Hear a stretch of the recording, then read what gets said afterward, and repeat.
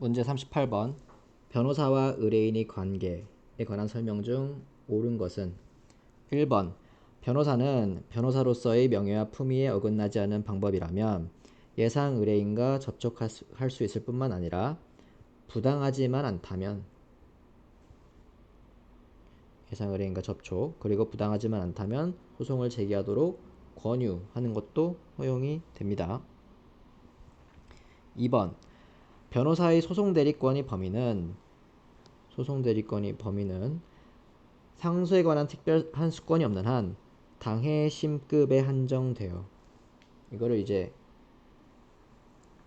심급 대리 원칙이라고 해요. 그래서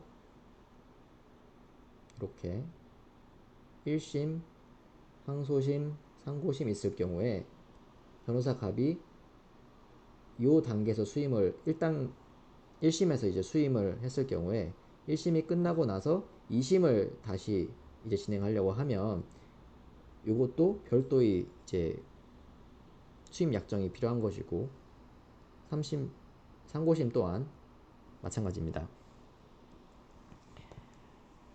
그래서 심급 판결이 송달되면 소송대리권이 소멸되고 위임사무도 종료되는 것이므로 위임사무의 종료 단계에서 패소 판결이 있었다 하더라도 변호사는 판결을 점검하여 의뢰인에게 그 판결 내용과 상소하는 때의 판결 내용과 승소 가능성에 대해서 설명하고 조언할 의무는 없다라고 하는데 이건 틀렸습니다. 따라서 이제 옳은 것은 하니까 이제 답은 1번인데 이게 왜 틀렸냐고 하면 이제 판례는 그렇게 보고 있는 거죠.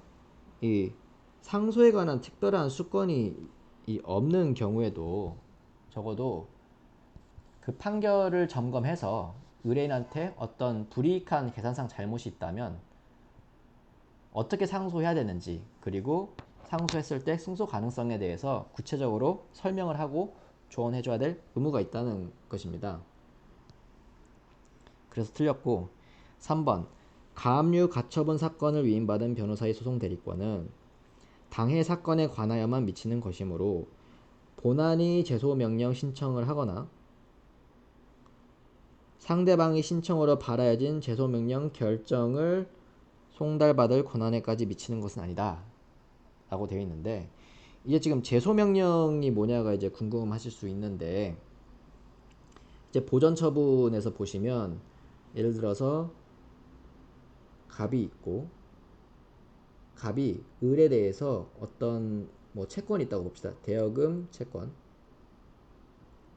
그리고 이 채권을 이제 보전하기 위해서 을이 예를 들어서 은행에 대해서 갖고 있는 예금 채권을 가압류하려고 하는 거예요. 가압류.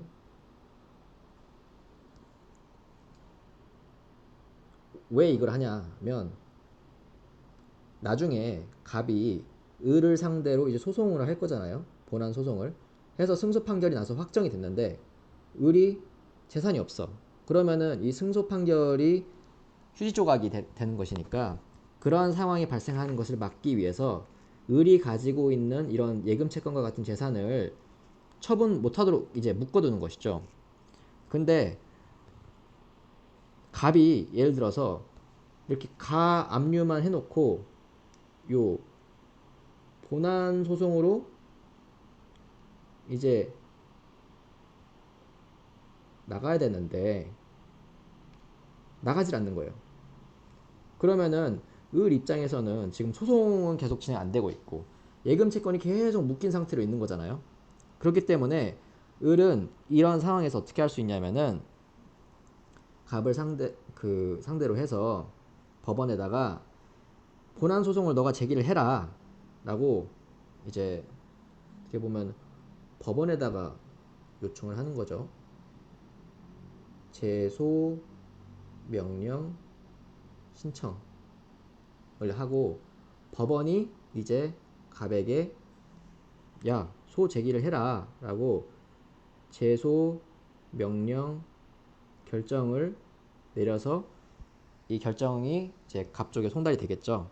그럼 이러한 경우에 이 가압류 가처분 사건, 그러니까 이 요 가압류 사건을 위임받은 변호사가 예를 들어서 A라고 하면은 이 사람이 그 소송 대리권이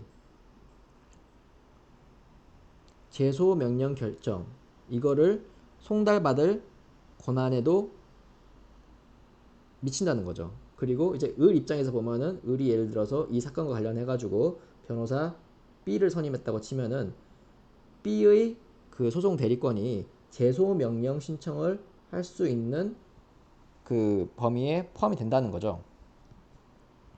그래서 미치는 것이 아니다가 아니라 미친다라고 보셔야 되고, 그래서 틀렸습니다. 4번 변호사가 사망하거나 의뢰인이 사망하면 변호사와 의뢰인의 관계는 예외 없이 종료된다 라고 했는데, 이제 이 예외 없이 종료된다가 틀렸죠. 보시면 변호사가 사망하는 경우를 봅시다. 변호사가 사망을 하는 경우에는 이때는 종료되는 게 맞아요. 근데 의뢰인이 사망하게 되면 이제 민사소송법 95조를 참고를 하시면 되는데, 이런 경우에는 소멸하지 않습니다. 때문에 X. 그래서 답은 1번입니다.